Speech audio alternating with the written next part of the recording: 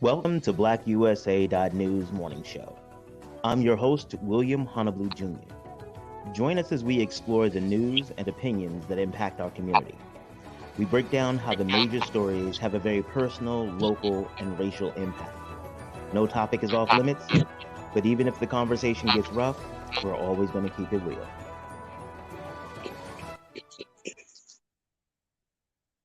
Greetings and salutations, all my people out there in internet land. I am William Honolulu Jr., and I have the honor and privilege of serving as the host of the Black USA News Morning Show. Welcome to the Black USA News Morning Show. I am really glad to have you all here today. As is always, we give big shout outs to the people that make this possible. So big shout out to the super producer and the assistant producer, Kyle Crazy Horse Morgan and Brandy Raymar, for all they do behind the scenes to help us get a quality show that you all deserve. We also want to thank Donnie Glover and the I Am Black Wall Street book. Donnie has been one of our sponsors. Let me make sure y'all can see what his book look like. There it is. The I Am Black Wall Street book. We're grateful for Donnie for all that he does and all that he assists the people in the community with, and honestly, us too. So big up to him. Want you all to know that Black USA News is also hosting a grant writing workshop where we teach you how to write grants under $50,000. The link to the event is in the description. The cost is $25 general admission, but you can also win free tickets to attend the event. So make sure you go into the description and click the link, or visit us on our Facebook page so that you can get more information and learn what you can do to help your community and to help your organization and maybe even the programs that you work with, how to help them grow. Also want to remind you, we're talking about growth here, want to remind you that the Grinding Gang can also help you grow. The Grinding Gang, that's my company. And what we do is that we help small businesses and nonprofits and professionals really make it through, cut through the noise. There are so many articles that we see, so many news reports, so many conversations that we have. And everybody seems like they have a different thing for you to do, or especially when it comes to business. Everybody has an opinion about what you should be doing, how you should be moving in business and things like that, especially when they're not putting any money on it. What we do at the Grinding Gang is really help you figure out, what do you do with all of that information? How do you make it through the noise? So make sure that you hit us up, and we have a lot of free resources for you. So you might want to get on, especially if you want to take your business situation to the whole next level. Talking about next level with business professionals and the like, one of the more effective ways that research suggests for Black people and other disinvested communities to raise out poverty and some of the institutional issues that we face is through education. And every year, thousands and hundreds of thousands, if not millions, of African Americans look toward community college and higher ed as an opportunity or way of making it out of some of the challenges that they find themselves in. Well, while that's good on its face, it's not as helpful unless you can put that process to good use. Some people just go to college like me. I knew that I was going to college because they told me I was going to go to college. The major I chose was because when I first got there was because I wanted to be Dr. Honolulu. I wanted my first title to be doctor. I wanted it to be, that's how people would have to greet me. Now, granted, not that's a fairly vain way of really reason of doing it, but nobody else had talked to me about the reasons why to go to school. Everybody just said that once you went to school, you got a degree, you would get a job, and it would just work like that. So I just did what they told me to. And it did not work out the way that I thought that it would. There's literally, you'd ask me in my undergraduate experience, would I be sitting hosting a internet-based radio show? I don't know if I would have said yeah to that. I would have been, Congress this or elected that or judge the other. But my life took a very different turn, and some of it was because of the things that I learned while I was an undergrad. And so what I want to do, or what a lot of the people some of the people that I work with want to do, especially the ones I'm bringing to you today, A returning guest, Dr. Michelle Talbert-Horsey.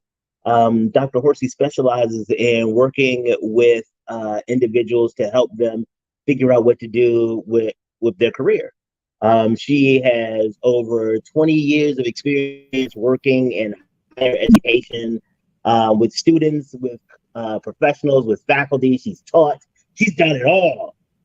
So I'm very happy to have her back to the show. Welcome back, Dr. Talbert-Horsey. How are you doing today? I'm doing well, and thank you for having me back. Oh, I mean, we had a great time the last time. And one of the things that I realized is that, we're covering really good ground. Like, this is a really big deal for a lot of people. Like, how do we make sure that our kids, when we're sending our kids to school, how do we know that there'll be a good enough return on investment to make that make it worth it? Because right now there's a lot of student loan debt, and for some of us, there's not a lot of job opportunities especially job opportunities that'll help us pay back our student loan debt. Okay, before we jump into all of that, I remember my show notes, so I'm gonna continue to do an appropriate host job. And so the first thing I'm gonna do is I'm gonna ask you to introduce yourself to the audience, because there may be some of our audience members who don't remember you from your last visit. So tell us a little bit about you. Well, hello, everyone. My name is Dr. Michelle Talbert-Horsey. I have 23 years of experience in higher education, working as an academic advisor, an academic crisis intervention counselor with an academic trio program, and in career services. Mm-hmm. Okay, so that's what. See, I do this to make sure that people understand. I bring qualified people to the table. I didn't just meet you on a bus stop and you like, hey, I know stuff about resumes. Well, my guy, she qualified, okay? So make sure y'all know that. So now let's look at it like this. So there's a lot of people who are winding down their senior year in high school. A lot of families are excited about graduation and have these great images of the fall and what's going to happen, and sometimes even thinking it all the way through to college graduation. But a lot of times, once you get to that college graduation, there's a drop off. People are like, okay, I did what I was supposed to. Now, where's my job? Mm-hmm. And there's no job waiting. There's no political science job waiting at the end of the rainbow. There, all of these things that people told me were just going to happen didn't just happen.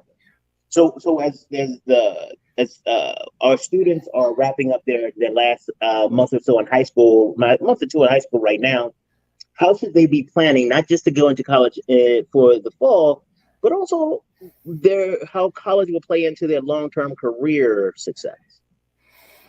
Well, there's a couple different things I want to touch on. You mentioned return on investment and how people can make that return on investment. When you are visiting colleges, one of the departments that is sometimes not visited is the career services department. And if they are there, they're talking about general services that they offer. That is the time to ask very specific, pointed questions about where students are finding employment. Now, they may not be able to tell you our sociology majors go here or go there, but they certainly may be able to tell you the percentage of their students that have found employment in their majors. Okay.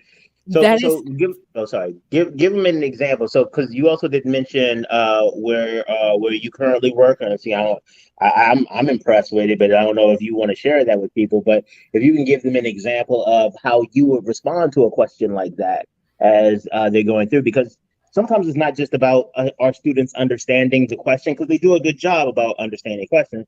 About asking the question, but sometimes it's understanding the answer. I have that happen a lot of times in contracts, where I have a client who read the contract but didn't understand it fully, but they just knew they should read it all before they sign it. And once they did that, they didn't know how to take it to the next level. So not only do we want to let them know what questions to ask, but also what are some types of reasonable responses that they should expect. Okay, well, I currently work for a 2-year institution. So many of our students are planning to go on to a 4-year institution. So their end goal, well, let me back way up. Okay. One of the things that you have to keep in mind is something we say in counseling: begin with the end in mind. So you really have to think about, even though it might be scary, and as much as you possibly can, you have to project out, where do you see yourself in 4 years, in 3 years, so forth and so on. Then you have to make the decision as to whether or not you want to attend a 2-year institution or a 4-year institution. Okay. You want to attend a public or a private, a large school or a small school. All of those bits and pieces. But in all of those steps, there's orientation, which I mentioned in my last talk, that you must attend. And there are oftentimes campus tours. And it's in those tours that you may have a chance to meet with the Career Services Department. From my institution, what we have started to do, and this wasn't always the case, we have started to collect graduate data. So these are data from students who are just graduating, not data that they collect 6 months out, which a lot of schools also collect from alumni, which is usually housed in their institutional research. Our data is a little bit more up to date, if you want to put it in that framework. So we can say X amount or X percentage of our students have found employment, X percentage of our students, our graduating students, are transferring to a 4-year institution. For the data that we collect, we can also tell you what the top 5 transfer institutions are. We can also tell you what the top 5 majors were from the data that we collected from the graduating students. And we can also give you some some employers, our top 5, I think it's 5 to 10 top employers that have hired our students. That's the kind of information you want to get. Now, I will also say that for some institutions, you can actually talk to the department. So if you want to study psychology and you want to have a conversation with the advisor for the psychology department, that is also a question to ask them. Where have your psychology students gone on? Have they gone on to graduate school? Have they found employment? And it's very important to ask if they have found employment in their field of study. Okay. Because they can say, yes, you found employment, but that means that they're working at Macy's. Now, there's not a problem working at Macy's, but if you put $40,000 or $60,000 towards a psychology degree, and you have to pay that money back, working at Macy's may not be the route that you want to take. So you really have to make sure that you're asking, are they finding employment in their field of study, which means, are they finding a job in the field of psychology? That's what you want to know. If they can't answer that question, then that should cause you should pull back a little bit and dig a little bit deeper to see if you can get some answers from the Career Services Department. And if you still can't get those answers and they're still giving you very general information, my recommendation is to maybe move that school to the bottom of the list, because you may not get your return on investment. That makes so much sense. You talked about developing this plan, and as you meet with career services and things like that, and the orientation, and that's cool for when I first get there, I first show up, I go to the orientation, I find out about the office. But one of the things that a lot of people told me when I was an undergrad, it's like, because I was going to continue on to another academic institution, in my case, grad school, but I imagine the same thing to happen when people are transitioning from a 2-year institution to a 4-year institution. Some of the feedback that they get is, hey, you don't need to go to career services until you're ready to look for a job. And I know since you started your career in career services, you've been able to really educate me as to why that's not the case. Why, it's not just the place you go just before you start looking, but it's a way and a reason. There's a ways and reason to start relationships with career services early. Talk about how a student should try to access when should a student try to access career services? How often? Every year? Every other year? Just before you so yeah, give them some idea of what they should be doing when it comes to career services. Well, the first thing I would say is that for many students, especially now, this wasn't the case when you and I were in school. I won't date myself, but many schools now require freshman seminar or freshman orientation. It's no longer an elective that you can choose to take or not to take. You must take it. Some schools have a sophomore year type of course as well. But in that freshman year course, where they're teaching you about the different services and I'm teaching you essentially about the culture of college. Oftentimes, career services is included in that boat of student support services. They may come to do a classroom presentation. There may even be an assignment of some sort that deals with using career services resources. I recommend that people start as early as possible, even if you already know or you think you already know what you want to do, because what having a meeting can do for you is solidify that really is the route that you want to take. And I can tell you from experience, for some people that I have met with, the meeting was turned into it just solidified what they wanted to do. They wanted to teach. We did assessments, we had conversations, we looked at resources, and they stayed on that path. I've had others that said, I want to be an elementary school teacher. Really? We do research, we do informational interviews, and that is something that you won't hear a lot of outside of career services, is having an informational interview. And that is something that I would encourage high school students to do. What's the difference between an informational interview and a regular, I just want a job interview? Because an informational interview isn't a job interview. You're asking someone about what they do.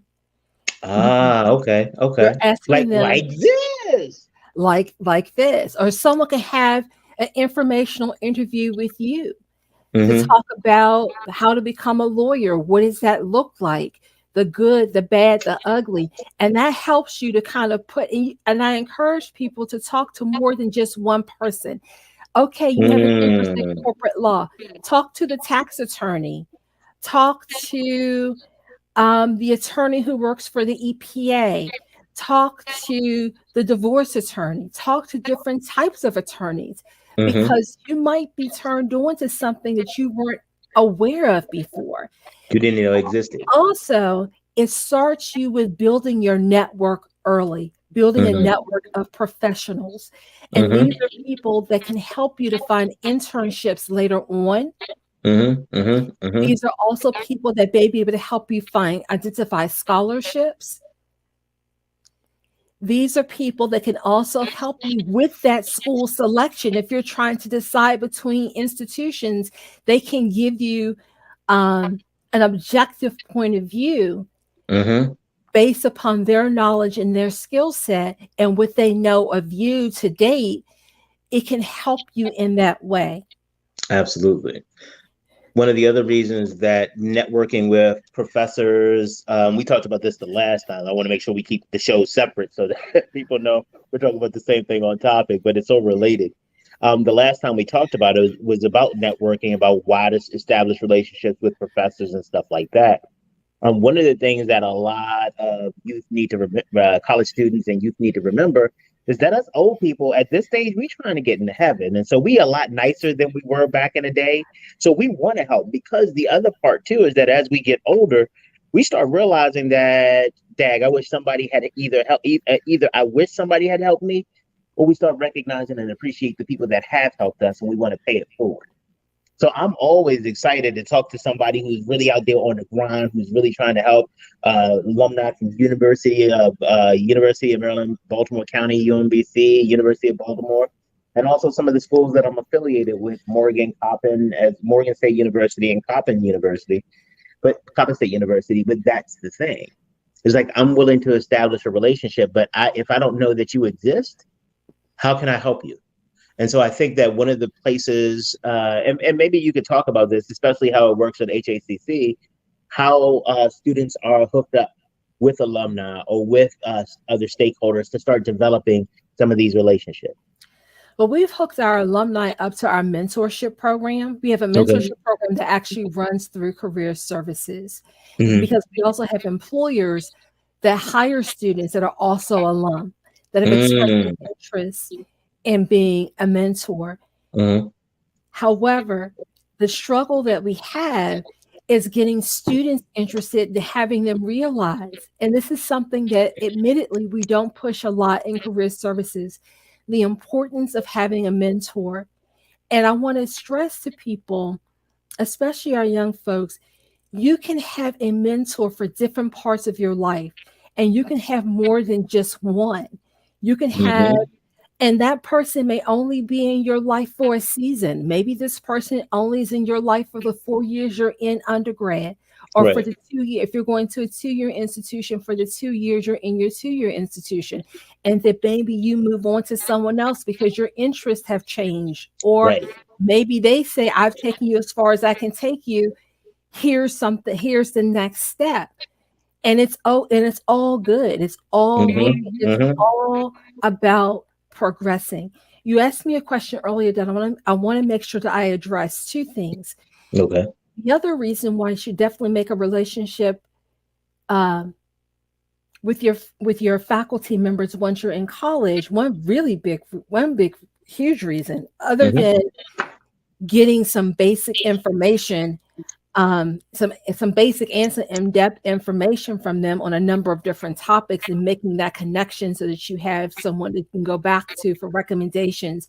Mm-hmm. Mm-hmm. Sometimes internship opportunities go through their office, because faculty members are connected with professional organizations. Another big thing is scholarships. Mm-hmm.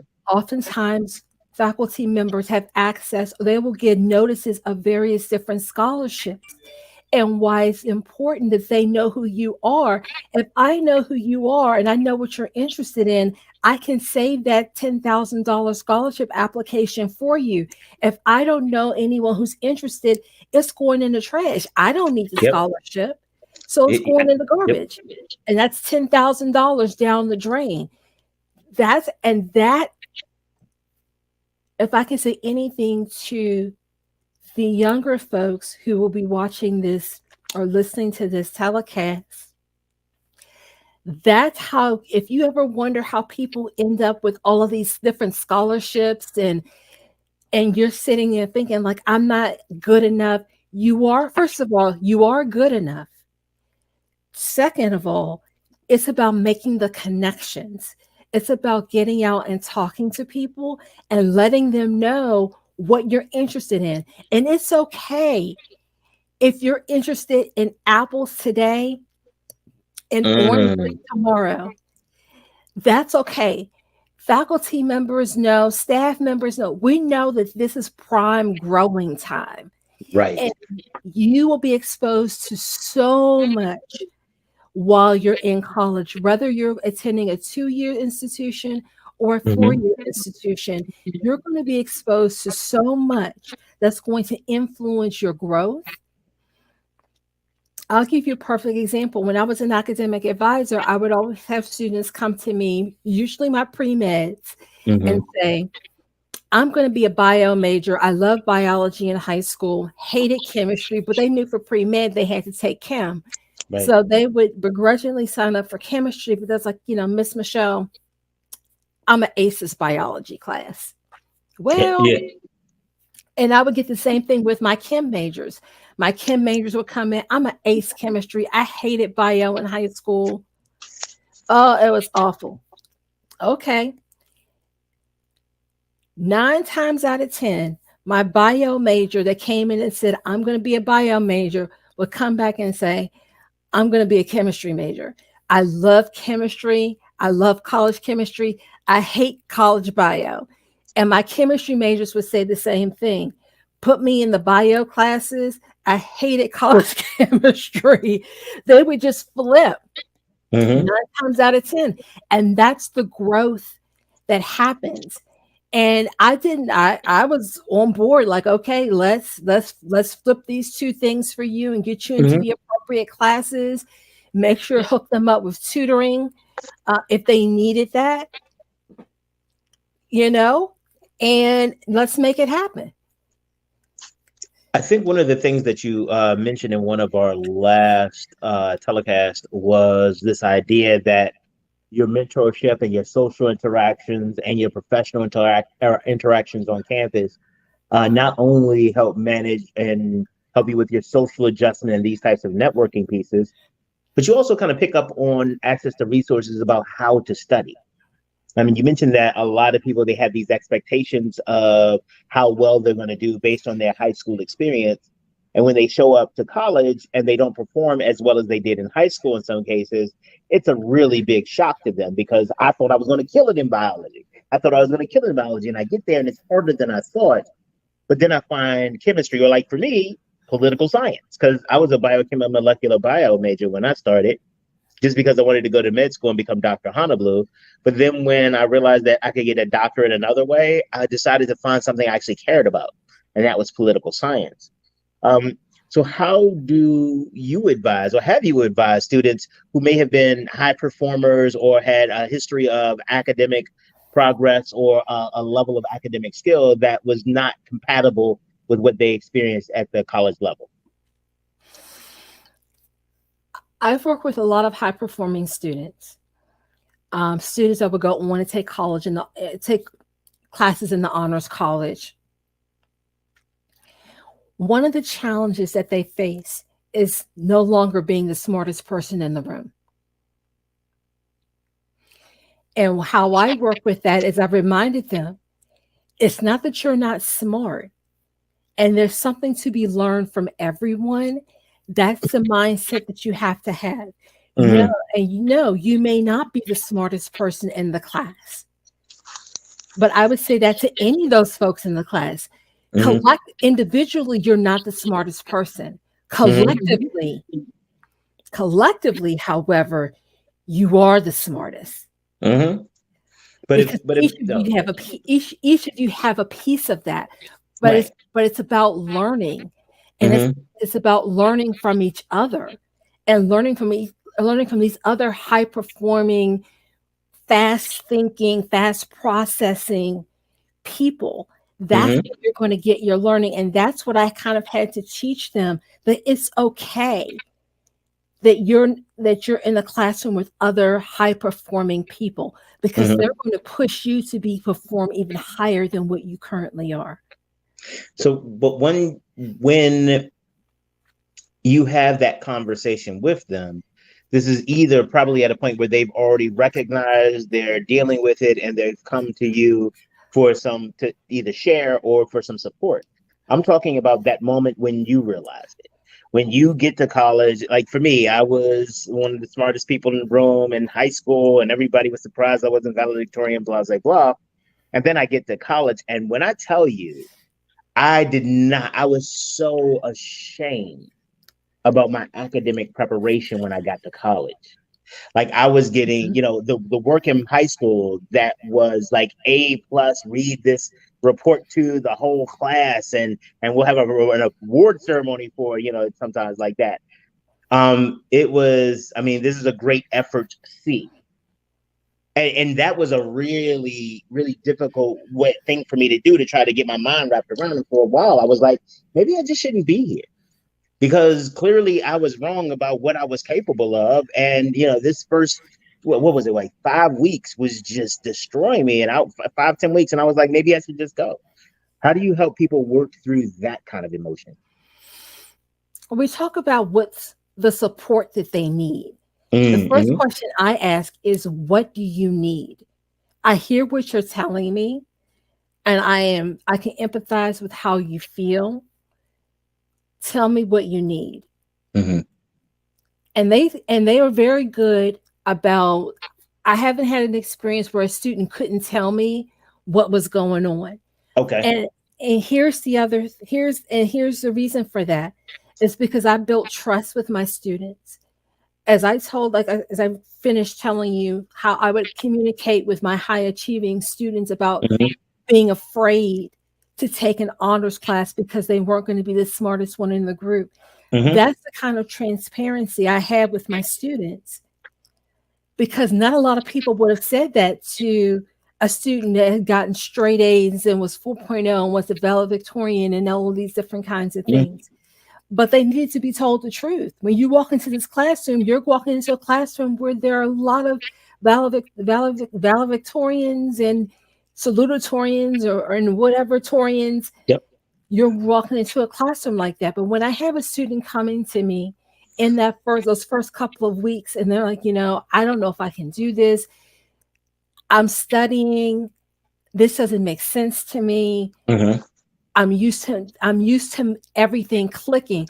Or I would have situations where students would come to me and say, this is the first time I have to actually study, and I don't know how to study. That's a big one. What do I do? And so what I would do at that point is hook them up with, we had services on campus that were specifically designed to help students study, to help them to address those issues. And of course, we also had tutoring and that kind of thing. So I would make sure they were connected with the tutoring services. But I also made sure that they were connected with that one particular service that was, how do I study? And I would prep them because they were a little nervous about sending the email. So sometimes at my desk, we would send the email together, or I would give them the person's name and I would say, okay, this is exactly what you need to say to this person. If they didn't have the words or didn't really know, I'm like, this is what you need to say, because this is what you've said to me, and this is where you're struggling. Moreover, I followed up with my students to make sure that they got the services that they needed, to see if they were okay, especially within those first couple of weeks, because that's the add drop period. Right. For those of you who don't know, add drop is a period in your schedule before things get really serious. You can add a class or drop a class. And for some of our students, that's the time when they decide if college is for them or not for them. And for some students, college is not for them at this particular time in their life.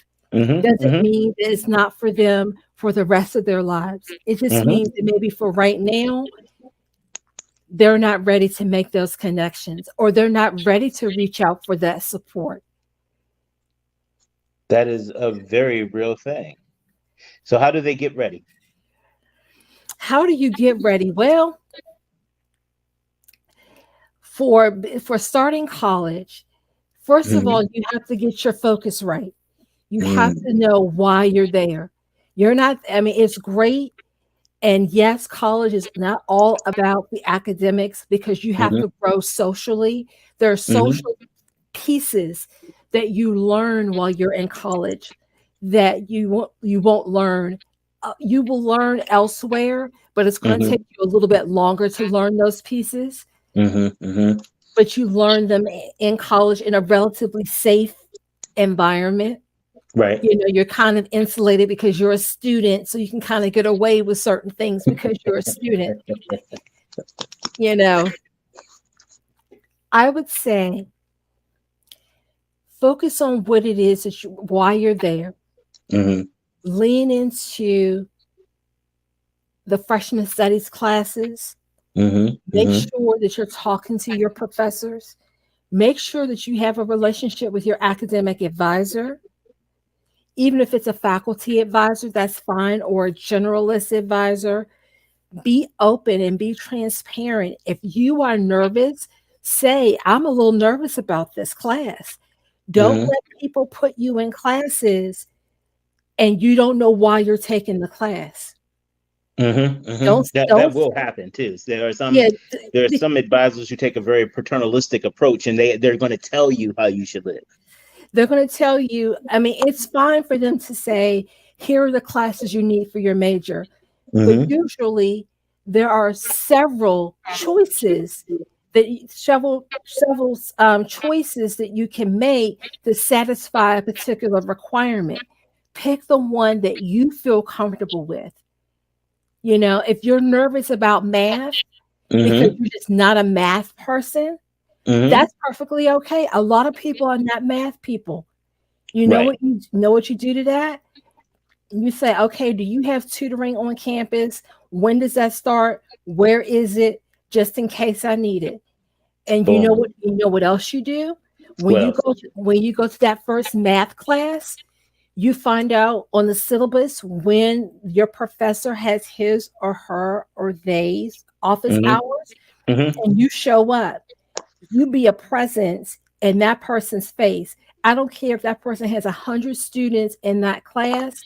You Mm-hmm. show up, don't show out, but show up. You show up to every single office hour so that Mm-hmm. that person will know your face. That makes sense. And when they know your face and you don't show out, because that's the other thing that I want to talk about a little bit. Uh, when you show your face and you do show out, there are some of us who, as we're navigating the space and the transition, that we will engage in some poor decision making. We will take too many classes, or we'll say like, "Oh, I can handle." I mean, because the funny part is that I've made enough mistakes that I can continue to use myself as an example. When I was before I started college, I used the high school mindset. I was like, "Well, look, I'm used to being in my class. I mean, school started for us at 7:45 in the morning. So if I have an 8:30 class, I just take classes back to back like I was in high school, and then I'm out, finish class by 11:30, 12 o'clock. Yay! Oh my God, that was a horrible decision because the pace of college classes, the amount of work, and even moving beyond around classes, that was a big deal. So there are decisions that you can make along the way, missing an add drop date, those types of things that will have an impact. So how do we navigate these spaces where yes college can be a safe space as you're trying to figure out your major and figure out your placement and get to know these people, but also you show up at a professor's office and are upset and blow that upset onto the professor. That may not go well for you for the rest of your college and beyond college career. So I don't want to freak anybody out seriously, but also be very careful because these are people. These aren't just roles and degrees. These are people with feelings. And so make sure you engage them from their position of authority and responsibility with you, but also recognize that, they're people. Yeah, sorry. No, I was going to say to that, when you start college, you are 17, 18 years old. Traditionally. And traditionally, you're 17 or 18 years old. Hmm. And you're still a teenager in many Hmm. cases. Well, if you're 17, 18, you are a teenager. Hmm.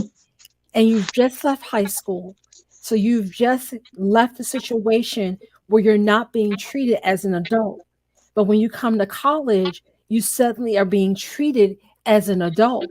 And the Hmm. expectation is that you're going to behave and act in such a way. Well, part of being an adult is learning how to advocate for yourself. Hmm. So that's one of the things, as you asked me earlier, in terms of preparing for that next step. Begin advocating for yourself as Hmm. much as possible. Be accountable. If you say you're going to do something, do it. When you go to college, they're going to tell you as much as they can tell you. There are going to be some things like add drop. That's Hmm. what you're going to have to keep on a calendar, because no one's going to keep telling you add drop is coming, add drop is coming. That may even be a question you have to ask your advisor when you're initially being registered for classes. When is add drop in case I have a problem with these classes? And if Right. you do need to add or drop and you're afraid to add or drop and you think you're going to do the wrong thing, talk to your academic advisor. But there's another service on campus that needs to be mentioned Okay. and plays a really big role in a lot of this as well. And that is counseling. Know where the counseling office is. Mental health is very serious. The stress that a person undergoes when they are transitioning from high school to college is real. And for some people, it is overwhelming to the extent that it's like they become paralyzed. They can't do anything. Or they become homesick to such a degree that they don't want to leave their dorm. Mm-hmm. That's not healthy. You need to see a counselor, and it is okay. You don't have to see the counselor every single semester for all the time that you're in school. You don't have to see Or the you could. counselor every week, or you could, depending upon how they had their sessions set up. They very well, you very well could, but know that that service is available and that it's on campus and it's confidential. No one knows that you're going unless you tell them that you're going. Or let's be honest, or they see you walk into the building. Or, well, sometimes the building is shared with other services. I worked Right. at a place where the building was a student union. So it was student activities, career services, disability services, counseling, and I think Okay. intercultural affairs or something like that. So you could be going to any number of different floors. But Okay. what you talk about is your business. Absolutely. And that's what they need to understand. Like your conversations with your therapist and your mental health professional, that is sacrosanct. That is something you should be able to rely on. The other part too, and I love the fact that you are covering this, but your emotional well-being will have a direct impact on your academic outcome. If your heart isn't right, if your mind isn't right, if you're always worried, you will perform less well than you normally would. A lot Yeah. of times, many of us have been trained through bullying to be pushed to success. I've seen a lot of coaches, and whether they're on the sports side or the kind of these academic decathlons, they start, "What are you doing? Come on, push it, push it, push it." And what they don't realize is that becomes the student's inner voice many times. And so the student isn't even able to find kindness and peace within themselves because they're always pushing. And so finding the mental health resources and supports on campuses, you are right, is tremendously important. Tremendously. I absolutely agree with Well, you. that goes back to, and that's something else I would offer my students as well, especially if they're coming to me, any student, but especially my high achieving students Mm-hmm. that were feeling like I'm not good enough. I'm never going to make it because I can't take 5 honors classes.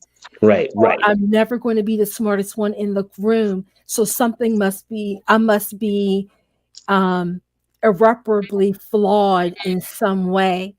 And that for me was a trigger to say, okay, have you thought about talking to someone about this? Because some of these issues go a little bit deeper than me giving you a pep. I didn't say give me a pep Right. talk, but in my mind, I'm Right. thinking this goes a little bit deeper. And if it goes deeper, talk to someone about that feeling, because sometimes you have to be deprogrammed. As Mr. Honolulu said, you have to be deprogrammed because you were bullied into certain positions and Mm-hmm. bullied into believing. Some people think that it's giving you confidence, but really what it's doing is scaring the daylights out of you. Absolutely. Like I remember, uh, growing up, there was a lot. My cousin used to do this thing where she would try to scare you because in her mind, if I scare you enough, then you won't be scared of anything anymore. And I'm like, I get it if you think there's a finite amount of fear that somebody has. It's like, once you get used to it, you won't be afraid. But if you don't understand how that person is built or how that person's mind is set up, what you're doing is effectively torturing them because you are brain in an effort to try to get them beyond their greatest fear. All you're doing is making them scareder of it because they can't even control staying away from it. And that's one of the reasons that I really do believe that it is important that people with not just with professional health training and credentials, that they become involved in these things, because even I don't know enough to necessarily be helpful to somebody with some significant issues. I may not even recognize how to identify that the issue is significant.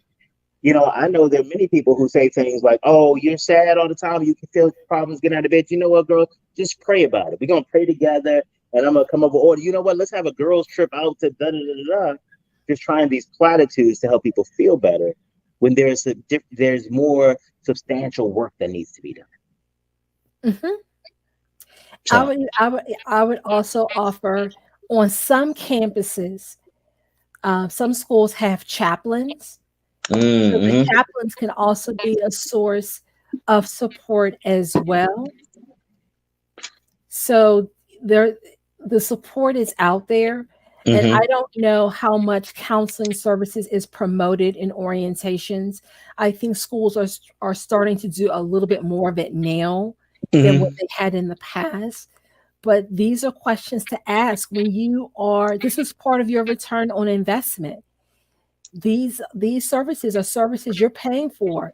So mm-hmm. ask about them. Whether or not you use them or not is a different story. But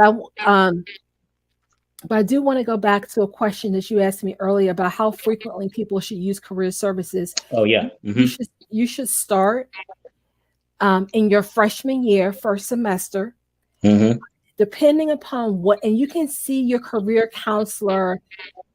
If you want to see that person every day for a week, if you want to see that person, you probably won't be able to get an appointment every day for a week. But if you want to see that person once a week for a month, or mm-hmm, whatever the situation is, that's perfectly fine. We're there to help you and help you to get clarification.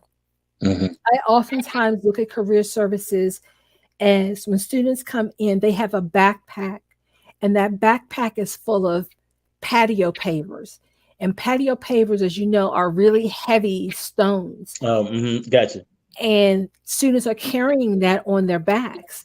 And so Mm-hmm, our job is to help the student to unzipping that backpack, take out those pavers, and put down a path. mm. You That's know what we what? do. I give you big ups on that metaphor, because I was struggling for a little while. I was like, wait a minute, I don't understand where she's going with patio stuff, because I'm not fancy. But I like the way you brought it back. It's like you lay out the path forward. I was like, okay, I see you with that one. That was pretty fun. Yes, you definitely. As a 50-some-year-old or 50-ish year old man, I am really big on dad jokes and puns. So that, my dear, was very, very punny. Oh my goodness. But you definitely don't want to wait until you're about to graduate, because Mhm, that causes more stress for a lot of people, especially if you don't know what it is that you want to do. You have mhm. gone, and I've worked with students that have gone through 4 years of education studying something that, in many cases, at some point in the middle, they decided they didn't really want to do, but they continued on with it Yep. anyway because they already completed so many classes. I And did so many. Oh my god. yeah, and then they come, and here's the kicker: students will come to the office the week before graduation and say, Mm.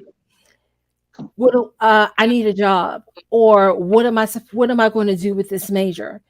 So it's almost like you have to take them back to ground zero Right. to bring And them up. and a lot of that is because we start off with a lot of these imaginary truths that we not even truth these stories we tell them. Like for me, I waited. Well, I decided to go to grad school, and I thought it was going to be before then I got a job because I thought it was going to be easy. I have a college degree. I'm a black man in America,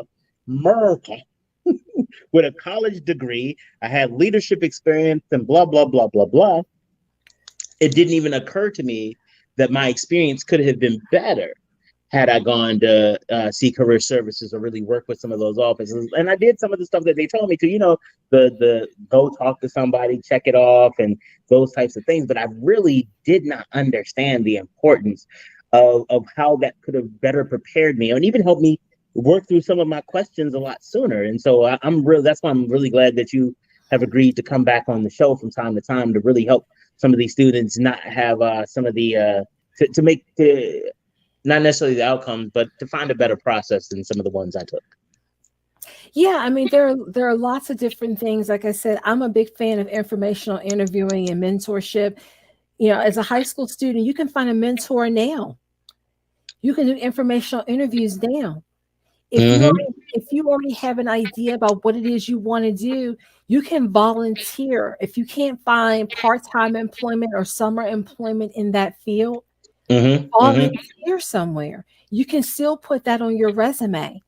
Yes. Volunteer, and that'll help you to figure out, do I really like this? Or I kind of like this, but I only like one part of that. And that's great, because now is the time for you to kind of try on different things. And volunteering is such a great way, not only to give back, but it's such a great way to figure out what you like and what you don't like without having a tremendous time commitment to the process. Now, no, you're not paid for it, but you're only dedicating 3 hours a week. Right. You know, in some cases. So that's a really great way of starting to prepare yourself for, and it's also good for preparing for college as well, because you're going to be meeting different people, working with different personalities. And that's what you're going to run into in college. You're going to navigate working with all these different personalities, different learning styles. So it's really going to be an interesting cultural mix. Right. Right. And you talk about the volunteer opportunity and getting to understand the cultural mix of those things.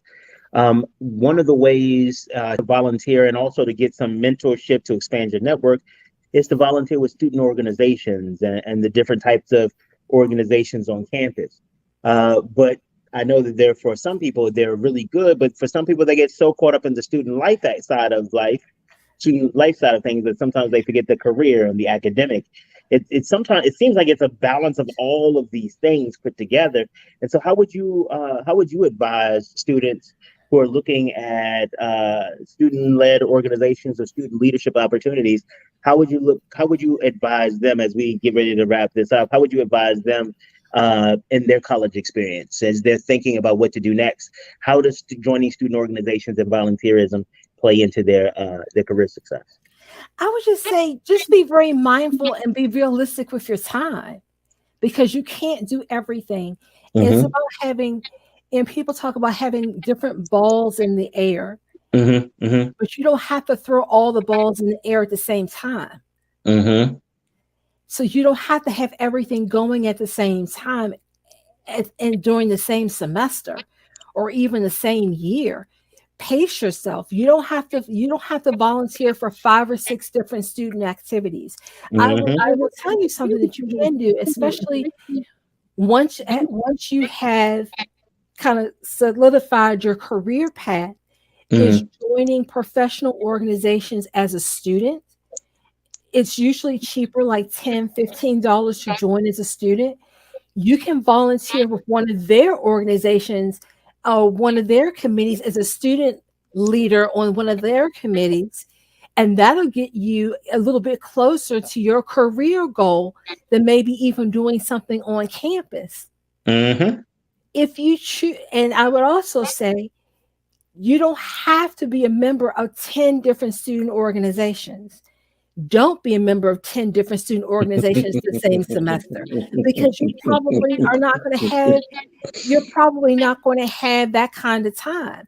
You may have to go back to, and I know I'm dating myself, go back to having a hard copy planner where you put down home, or however you collect your stuff, so you can visually see it.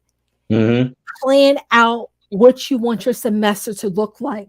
When I was in graduate school, I had a calendar, like a regular wall calendar, and I would put on the calendar what chapters I had to read, when my tests were, when my papers were, and I would actually mark on there when I had to do my drafts. And that was just for me. I didn't have to turn in my drafts, But when I had to do my drafts, Mm-hmm. how many days I was going to study, if I was going to study every other day for an exam, Mm-hmm. I put that on there because I needed to see it, because I knew if I kept all that stuff in my mind, it was going to drive me crazy. And something, one of those ball holes was going to fall on my head. So I was working at the time. Mm-hmm. So I had to literally write everything down. So I would say get a chart, get something visual, Mm-hmm. make it old school, write down your classes, write down how much time you're going to need to study realistically for your classes. Like, the classes that are going to be hard for you, once you read that syllabus, if the syllabus is 50 pages, you're going to have to Mm-hmm. put some work into that class. Heck, sometimes if the syllabus is one page and there's only one paper, and that's Mm-hmm. and that's your grade, you're going to have to put some effort into those classes. So you really have to be realistic about what your time looks like.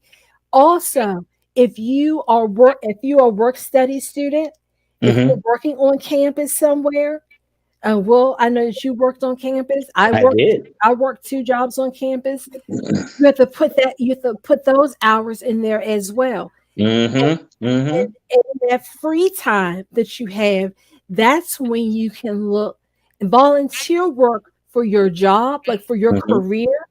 You can add that into your work schedule, like you would a work study job. But Right. the other things, I'm not telling you not to have activities that are fun things, but Mm-hmm. but you look at your fun time last. That's your free time. How much free time do you have? If you have 5 hours of free time, then yeah, maybe you have time to join a couple of organizations. Now, does that mean that you have to be the president of the organization? Not necessarily. Does it mean that maybe you can be the secretary, maybe you can be the treasurer? You Mm-hmm. have to know how much time is going to go into those different things. And is that going to get you to your much larger goal? Makes perfect sense. I think I appreciate the way that you always do this. You bring us to the end with some real mind dropping, not mind dropping, but thoughtful, thought provoking topic. And you have done that yet again. I am so grateful as always for you coming through and blessing us. Like, it is so funny. Like, the time always just goes, and I'm like, gosh, where did the time go? And I'm like, oh, there's the clock has gone by really quickly. I do this at the end of every show. Can I get a commitment that you're going to come back and help our students and families progress more toward their collegiate ROI? Would love to. Oh, thank you very well, Doc. Say bye to the. Oh, actually, tell the people how they can get in contact with you if they want to get some more information or support from the Doc. Feel free to share my email. Okay. Oh, I like the kitty. Oh, see, you know what? I'm gonna go ahead because I listen to Cat. The cat told me it's time for you to go, so I got to let you go. All right, Doc. I'll talk to you soon. Okay, thank you. All right, bye. Oh, did you see what happened? We got a special visitor at the end of the show and everything. Look, but did you see? I said, like, this is like a Marvel Universe cameo. You just saw the back of the tail. You ain't even see the cat's whole face. You don't know what cat that is. It could be a whole new spoiler. That could be a superhero. That could be our business cat. I know what you all thought. You all thought I was going to make a joke about pussy, didn't you? I didn't. I'm going to later, though, when you all aren't around. Oh, ladies and gentlemen, boys and girls, children of all ages, we have done it again. We have had an amazing show. We have learned a lot, and I'm hopeful that it will change the trajectory for some of you all out there. Until tomorrow, we'll be black then.